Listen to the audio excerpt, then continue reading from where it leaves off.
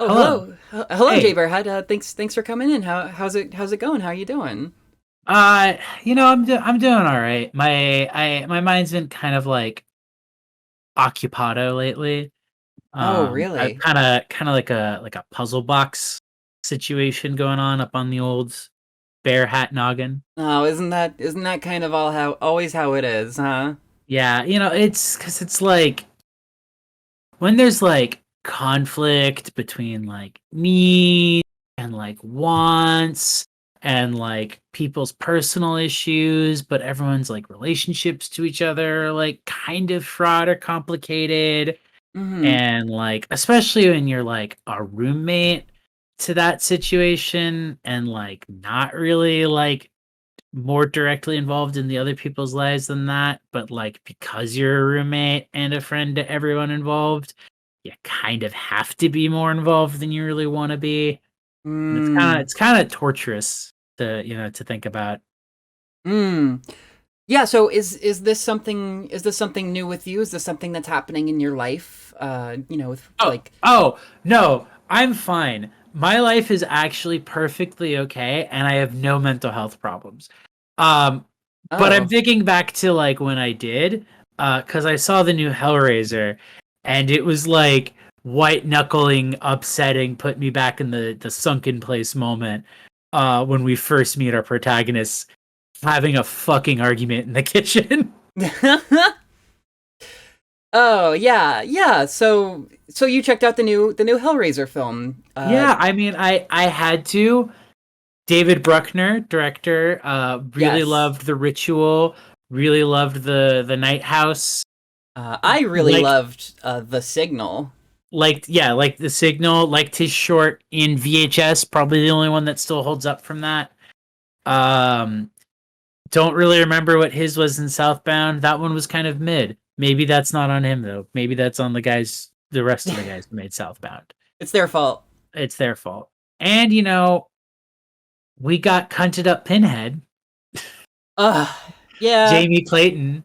I gotta check that out. Yeah, that's good. It's just good is the thing about it. Who I did not know was also in the Snowman. Funny. Oh, Um, I knew. I remember. I didn't forget. who is she the sisters? The twin sisters who are played by the same actress? In the Snowman? No, she's like Yeah. a God, she's like a lawyer or a Oh, private investigator or yes. something. No, I remember because when that popped out, I was like, hold on. I'd forgotten. She's like such a minor character in it. Yeah, Yeah, yeah. no, I remember her now. She's in Sense 8, the L Word Generation Q. She's fantastic. She's great. And she's really good in this. Although I did kind of wish that like it's I both wish they gave her more, but also it's like in the Hellraiser series, giving Hellraiser more leads to like the third movie where he just like is in a church and he just has like a fucking fit, like I hate Jesus, just knocking shit over. So like I guess like theoretically like it's good she didn't do more, but like I wanted, I wanted her to do more. I thought her jigsaw. I thought her pinhead looked really good, and she had a really cool delivery, for the character.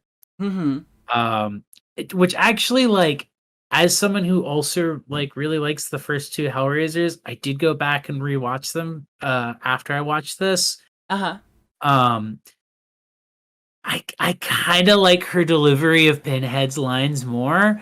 I do agree. I think the original Pinhead design is more iconic. A lot of the Cenobite designs, this one like have some really cool decisions, but also kind of look like the skin suit thing looks a little weird. I We could touch on that in a bit. Sure. Um, but like, yeah, I think if they got not Doug Winger, that's the furry guy. The guy who plays Pinhead in the originals. I think if they got him Doug back to do Bradley. it, Doug, yeah, if he came back to do it, I think he would have been a little too cheesy. Well, He's he's very cheesy. Doug Bradley has been with the franchise through thick and not necessarily through thin. He kind of dropped out when, I mean, like, they made a Hellraiser movie in 2011 that is allegedly so fucking awful and has just some guy playing Pinhead, uh, Yeah. who looks really funny as Pinhead because it is just some guy. Uh, and it's, and he's been through some of the sillier things. I mean, like, Hellraiser 3 is pretty fucking out there already. And it doesn't seem to get that much better throughout the kind of rest of the franchise there. S- Yeah, Hellraiser is pretty a huge long running franchise that I don't know really anyone ever talked about beyond the third one and the MMO one. yeah. And no one talks about the MMO one like as a film. They talk about it as like, oh yeah, there's that one where it's an MMO. Pretty fucking weird, but oh Yeah. well. Yeah, I love that though. I think that's great. Yeah, maybe he's just reflective of a sort of cornier, older side of Hellraiser. If you It's know.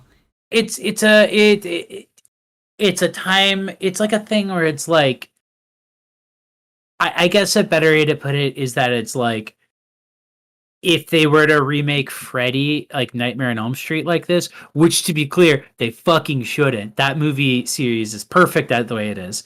Um, you couldn't necessarily have Robert Englund playing the same kind of Freddy because the original Freddy is like a wisecracker. Or if you did have him do that, you'd need to do it in a different style. Because that's one of the reasons why he seems really weird in Freddy versus Jason is that it's like he kind of stands out a lot weirder in like a mid 2000s like new metal horror film. yeah. But you also don't want to make the mistake of the actual Nightmare on Elm Street remake where they have him played by Rorschach and he looks disgusting and not in like a cool horror way, just like a revolting little man. And then they decide to like kind of have him still do the quip thing, Hmm. but they also make him like explicitly a pedophile, Right. Yeah. which does not work.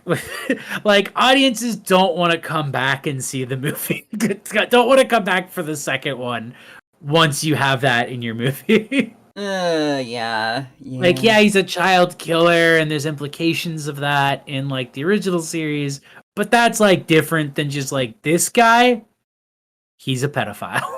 He's like, Come back yeah. to see him again in the second movie.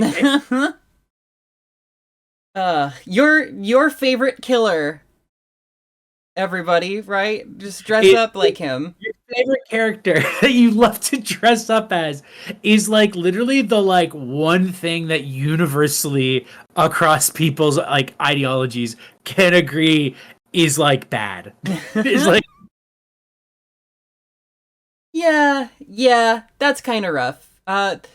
So yeah, I mean, like, I generally agree there. I think the Jamie Clayton Pinhead is really fantastic. But how does the rest of the movie hold up? Do you think, kind of sort of around this sort of tentpole performance? I think well, I mean if we want to go for the tent pole performance, that would be Odessa, Hmm. um who I recognize from something, but I could not place it. Oh, let's Uh see. yeah, I'm like I must have seen just commercials for something she was in. Kind of a breakout perform role for her, really. She hasn't really been in a lot, it looks like. Right, yeah. Um, but yeah, I really liked her performance. I think she plays. So the film is about a shitty recovering drug addict who is kind of fucking up the life of her brother and his boyfriend and the other roommate, which God bless this film for finally depicting what an actual like we're all living in this shitty apartment because we're all broke and we're kind of pooling our rent together situation actually looks like. Right, yeah. Which is the couple who has the big bedroom, the one who doesn't pay rent consistently, who has the bedroom with empty pizza boxes on it and is uncomfortably close to the kitchen, uh, and the other one Yeah. who's like a friend of theirs, maybe just like someone they met off Craigslist, but is like chill and like maybe it was even originally her apartment. And so these are just the people she's brought on to the new lease. Right. And then of course the gay brother as the one who is kind of the one who keeps the whole household together, the one definitely on the lease. And so when he's gone, they just don't know what the fuck to do. Um, just perfect understanding of like those kinds of dynamics and that kind of roommate situation, and specifically with Odessa, who playing Riley, a great performance of just like a shitty recovering addict. Mm-hmm. Like she just kind of sucks, and it's in that way that's like, yeah, but also like both really captures what other people's interactions, if you feel like if you're in that kind of headspace where they're all just trying to control me, but also really captures what that kind of behavior is like, which is extremely selfish and impulsive and Yeah. like constantly self-justifying, even when you're in a stage of recovery. Yeah. Yeah, I thought that her performance was really spectacular. And as much as I like, I thought the film was okay. For some reason, David Bruckner's work kind of I bounce off of it a little bit. All of his features, The Ritual, The Night House, Hellraiser, I feel similarly about all of them. Where like the whole picture, I just feel very kind of ambivalent about, I guess. Mm. And I don't know if I can. I don't know if I can back that up in any way. I guess it's just like a kind of a style thing. But this movie was interested in her. It was interested in her character, in those kind of self-defeating, those sort of self-defeating behaviors that she was succumbing to, and really in her like suffering, which is good for a film that is like talking about suffering, you know. Yeah, no, and the attraction to suffering, Mm-hmm. And and her, hedonism and et cetera, et cetera. yeah, hedonism, instant gratification, stuff like that. Yeah, that stuff was really really good. And I even would go so far to say is like I liked a lot of the art design choices. As much as like I definitely like I didn't dislike the movie. Yeah, I just something about the pacing or just like the way that I don't know. But uh my other major compliment is that like the moving sets and like all of the art design and all of that stuff was really awesome, and I do still remember the image of her like a big hole opening up in her chest and a bunch of chains flying out. Oh god, that was so good. I think what I like about Bruckner's films is that visually he's got such a good grasp on like this sort of uncanny and these sort of like intrusions into the unfamiliar and horrific into the familiar, Uh-huh. because that's like a defining thing of like his big three features, right? Is like the ritual is like these camping things. These guys are going camping and they're being stalked by some sort of thing, and there's just a lot of really good sequences of like them hallucinating or having flashbacks, but they're melding into the forest. So you end up with these uncanny things of like the guy running through the woods and then he's running through a convenience store, that aisle that kind of appears in the woods in a way that like looks like it's supposed to be there, but Yeah. clearly isn't. Yeah, yeah. Yeah, that Uh, stuff was cool. the night house with the use of the visual effect where you see a face or a person shape in a thing that isn't, but using that as like a malevolent force. Right. And then this, where it's like, reality shifting and bending in these ways to allow these things. He's really good at that. And I think he has a strong visual grasp on stuff like that. I think I can see where a lot of people lose his stuff is that he kind of has like tonally a really big like part of himself in the sort of wrung dry well of trauma metaphor horror. Mm-hmm. But Yeah. he has, for me, the thing that ties it together is that he has enough of a back foot on like horror that he understands that ultimately the thing that's scary isn't trauma in a horror film. That gives the affect that you want. The thing that's scary is a monster that's going to kill you. Yeah. uh like Night House is probably his most like trauma core film in that regard, with stupid fucking ending reveal of what the thing is. Um, but you know, the scary thing of that comes from the thing itself, not what it represents. Uh-huh. The scary thing in Ritual isn't that it represents like dread or regret. It's that it's a fucked up like god demon that lives in the woods. And the scary thing in this film isn't, you know, that the Cenobites are a metaphor for addiction. It's that the Cenobites are like, yeah, dude, don't you like wanna be like tortured forever? Like, isn't that like sick? Do you not like our do you not like our perpetual nerve grinding machine? What? You said you wanted some freaky shit. Now you're complaining. You're You were complaining that like, we made a give me. hurdy-gurdy out of your intestines? You like came up to me, the gal with needles in my face, and said, "Give me something that feels really good." What did you think I was gonna give you a hand job? What the fuck do you? Ah, I'll give you some kind of job. A job at the my nerve endings are being woven into a tapestry factory. That's the job. so funny to have the villain's motivation ultimately just be, I thought they were gonna suck my shit's crazy style. I thought they were about to like do stuff with my balls I never even thought of. Yeah. They were gonna like my prostate just gone, and then it's just like, no, we're torture demons. They didn't even do anything with my balls or my dick or my ass. What's It the was deal? it was so fun watching it with my boyfriend because he like the second the Leviathan showed up, which is the thing that's introduced in the original Hellraiser 2.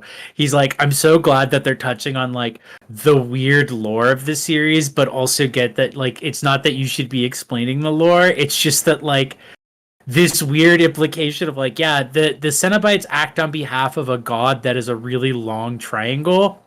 And they come from a region where they come from the it's good actually realm. Yeah. Where horrible torturing pain is good actually. You know, They come from the hamburgers eat people and dogs walk humans world. and it's opposite day every day. How do they get anything done over there? I mean, obviously they don't. They see like considering the fact that their whole plan was almost sabotaged, their entire like ancient mystical like plan was sabotaged by just like a security gate. Yeah, yeah. Okay, like that's another thing about this film that I think is I don't know, maybe going to age poorly or something like that. The Cenobites, they like their physicality and the way that they're so like they do Home Alone shit with the Cenobites, which I don't know how I really feel about. Like it renders them a little bit less scary in a way that makes them feel less effective for me personally. Um, but you know, it's I don't know. There's just a lot of silliness. I don't think silliness is completely out of place.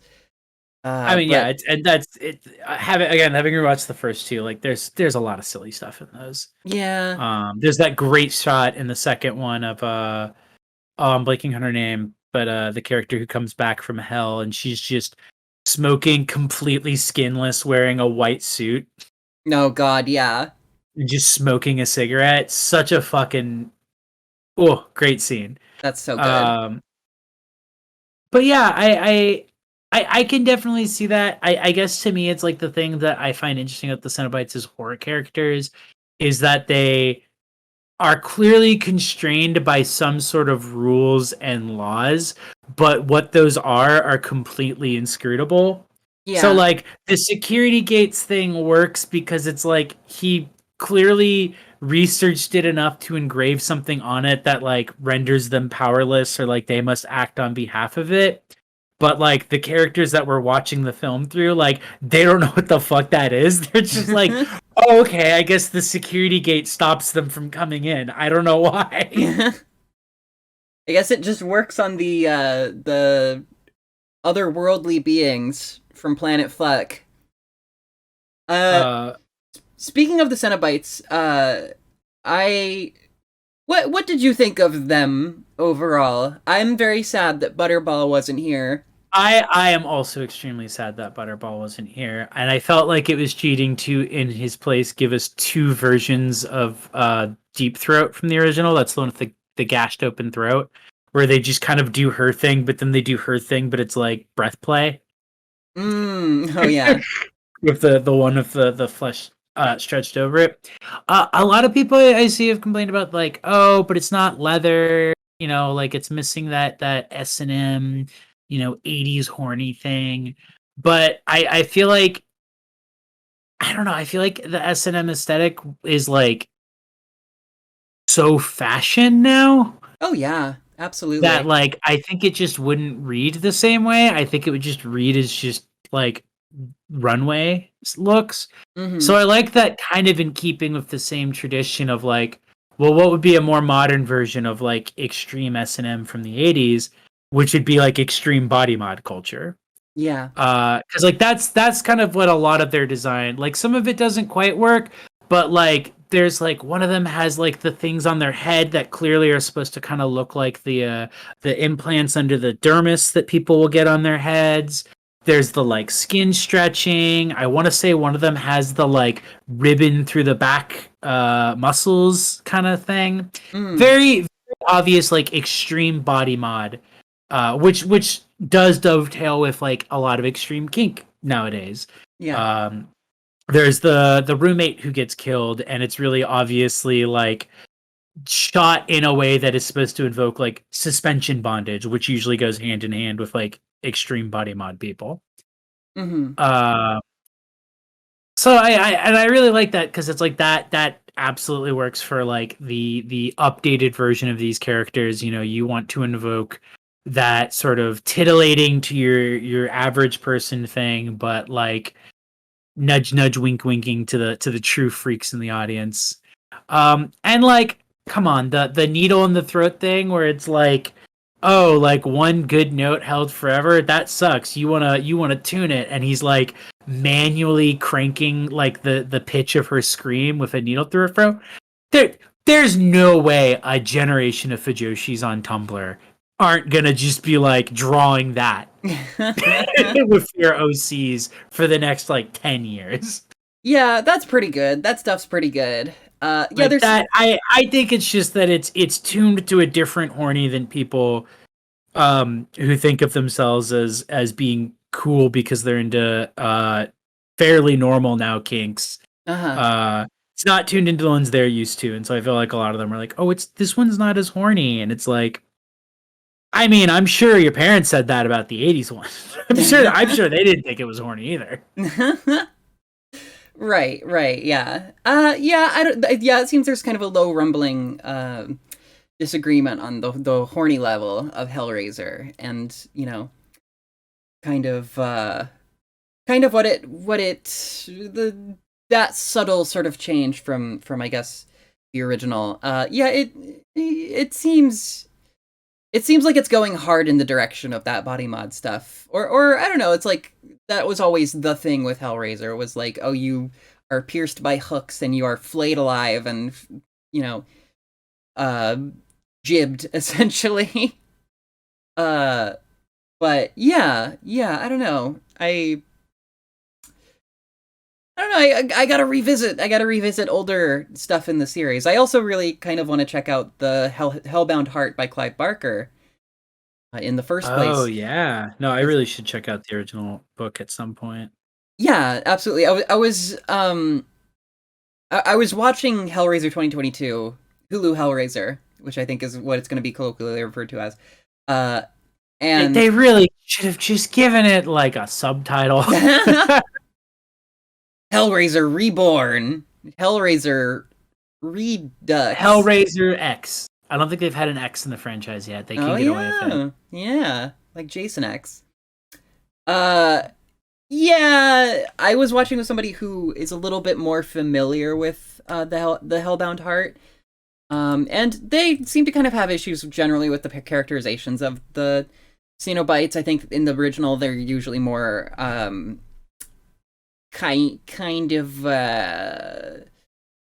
more willing to be more willing to like ameliorate to somebody's like uh requests or whatever, or like kind of make deals with people and stuff like that. Whereas I don't know, it seemed a little bit inconsistent with the philosophy of the book, but I also think that the other Hellraiser movie was a little inconsistent with the philosophy of the book. I mean, yeah, I know it was like in the first, like in the second one of the big motivations of the character in Hellraiser is that they're like the Cenobites are pissed at her because they're like no more fucking deals, like like we're not doing any deals with you anymore. Because like she only gets out of getting tortured forever because she's like, oh, my uncle who sucks escaped from hell, and they were like, no one escapes from hell, and they're Yeah, like, fine, prove it, and we won't kill you.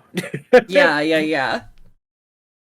Yeah, so I don't know. That was a vague sort of complaint, I guess, to be had. But I mean, like, it's not like I fucking know shit about shit. I have not watched the original Hellraiser movies in a little while, and have never read a single Clive Barker thing. Though I did watch, fuck, what's it called? Nightbreed. Nightbreed is really good. Oh yeah, I need to watch that one. It's been a minute. Everybody watch Nightbreed. Nightbreed's a great fucking movie. It's unbelievable. I was for a while playing the completely unrelated the Clive Barker video game, not Jericho. Oh God, Sorry, I was gonna ask. the Undying, the other one. Okay, okay. How is it? It's like very like that weird like Quake 3 era of like gaming so far. I need to go back and pick it up. It's very fun. There's a cheat code you can enter that spawns cows into the room. Ooh, that sounds great. I thought it was extremely fucking bold in a cool way to like immediately kill off the brother. Uh huh. Like that actually kind of like threw me off. I was like, "Oh, wow, okay." Cuz like it makes sense where it's like that's her motivation, Yeah. but to do it in a way that like you as the audience can kind of tell immediately like, "Oh, he's not coming back." Was like, "Oh, that's kind of crazy that they set this guy up like he's gonna be like a mate, like like you expect maybe like the boyfriend does it, and so it's like she feels guilty because she got his boyfriend killed, but no, it's like the only people who survive are like Riley and her brother's boyfriend Trevor, who apparently just like they don't have a dynamic really together. Their kind of dynamic is just defined by both of them surviving this. Yeah. Like their dynamic was always kind of articulated through the brother slash boyfriend character. Uh-huh. So to kill him off like immediately, I was like, that's like a pretty bold like direction to take this kind of narrative, because it also immediately sets it that like no one else in their group is gonna like no one else in the group like has any similar bonds to her. Like they all don't like her. Yeah. Yeah, that's a really great place to be putting your main character in. Kind of, from the get go. Yeah, is not only is she responsible for the disappearance slash death of like one of the few people she's super close to with, which great metaphor again, great metaphor narrative for addiction. Hmm. But also it puts her in the position where like the only people left around her to help her with that situation are people who are pissed at her for that. Yeah.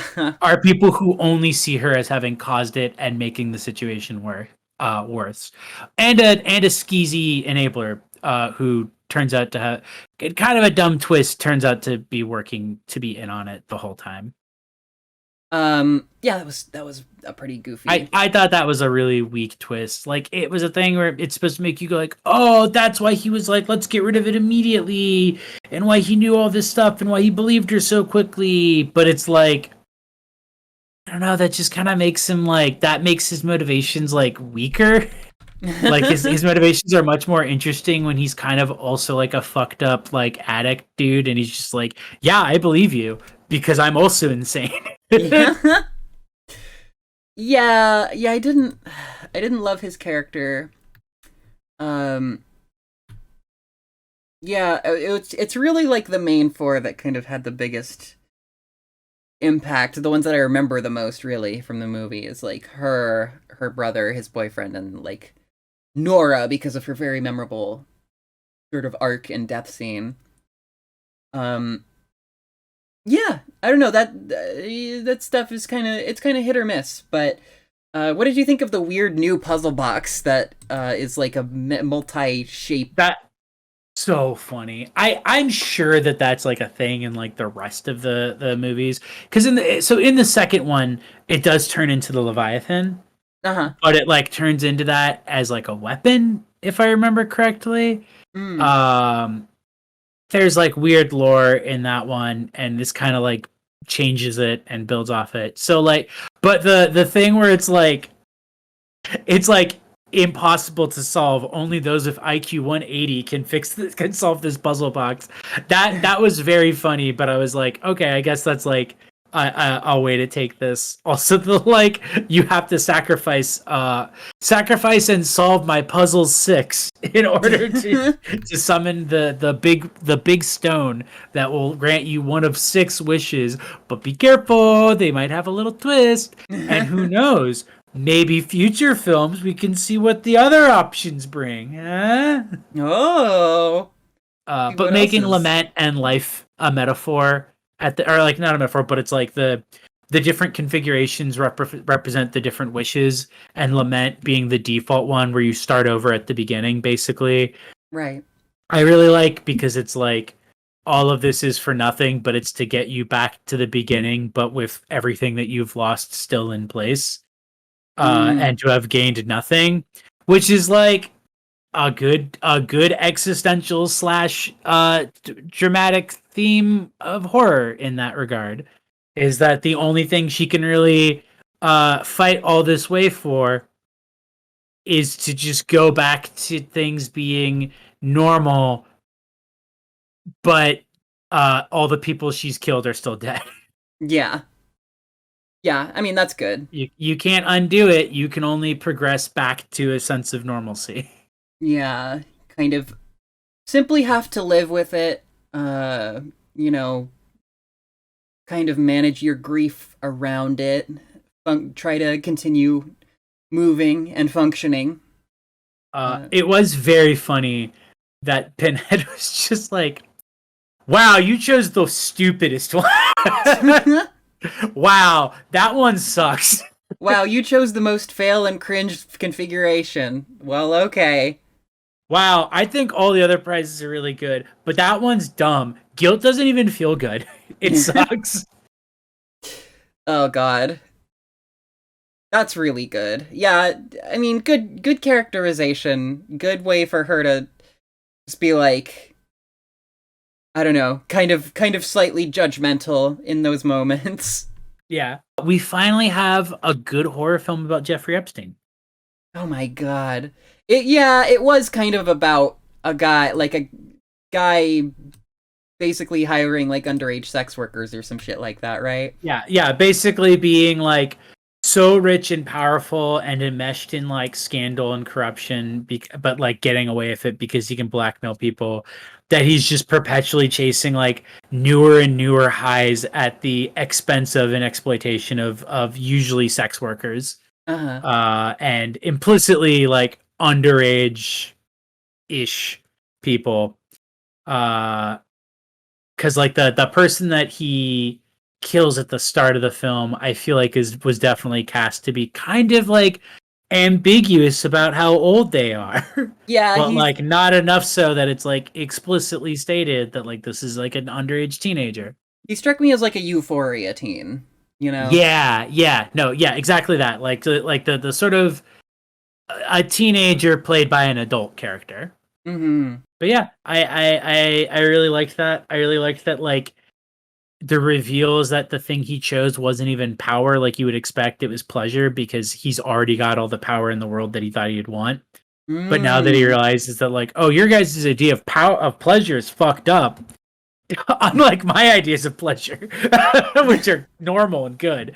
Right, yeah.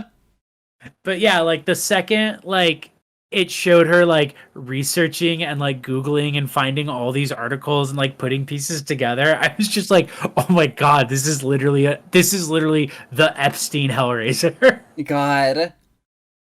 Yeah. This is a better Epstein movie than that Epstein movie that the podcasters made. I don't even want to. Nope. I don't want to think. I don't want to think about it. It's a bye bye man situation. If you say it and think it, they'll appear. Yeah. In Someone your will appear mention. on Letterbox to call you the R slur. Oh my god. Yeah, I don't need any more of that in my life. Uh, yeah. I mean, I thought the logic of it, yeah, I don't know. It's gotten pretty easy to have like rich guy, bad guy, and as far as like a bad guy, this rich guy, I don't know. There was a lot psychologically happening here, especially with the ending, which I actually generally liked. I thought the ending was kind of cute, you know, that you get to see that.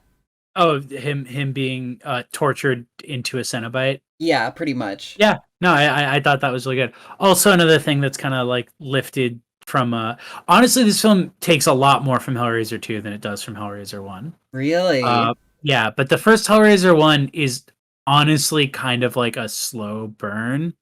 Like everyone Yeah. remembers the like Jesus wept thing, but like outside of the opening scene, like honestly, like not that much happens that people think of when they think of Hellraiser Yeah. for a good chunk of the film. Hellraiser 1 has Uh, about 30 seconds of Cenobite screen time in total. I a little more, but not that much more. um, and then in Hellraiser 2, it even has a similar sort of antagonist who gets turned into a Cenobite. Only in that one, he's like the head doctor at an insane asylum who is like using his patients for like experiments to unlock the cube, which is like also a really good use of the Hellraiser metaphor for Yeah. corrupt, powerful individuals. Oh yeah. Yeah, that's you know, that's just real. I also think it's funny and crazy that you can stab the Cenobites with the fucking puzzle box and they are counted as like a sacrifice. That was like such a thing too, where I was like, are they just like giving her that? Because like I remember that like there is like a thing where it's like a certain configuration turns it into a weapon and then you can kill them with it. Yeah. I if I remember, but like that kind of like I'm like I do like that they acknowledge her logic being, well, that has to work again. And I like that rather than answering whether or not it does, they just move on. Like it just gets interrupted before they can do that because it's like extremely funny that it's like, well, yeah, I guess it makes sense that her thought would be like, well, what happens if I stab one of them with it? And like the answer they seem to be like, uh I guess that Well, counts. sure, fuck it, right? Again, the whole like they seem bound by rules. Like the chatterer seems very like. I mean, I don't think it should, but like I guess those are the rules of the game. Yeah, sure. He's so resigned to it and he's just like, "Oh shit. What did you just do?" Yeah. He's like, wow, in literally hundreds of thousands of years, no one has ever done that. Nobody has ever tried that for some reason. Damn, respect. And then all of a sudden a bunch of chains fly Yeah. into frame and he's exploded. Well, yeah, just is this appointment's getting covered by your insurance again, right? Oh no, I'm on my roommate's insurance. Okay. So you're registered under their name, I guess? It's No, it's this. It's called Lament. Oh, okay. It's like one of those weird ones you get through your job. Oh God, yeah. I've worked with lament. Yeah. They're torture to deal with. Ah. Uh, Happy Halloween, Happy everybody! Halloween, everybody. Woo!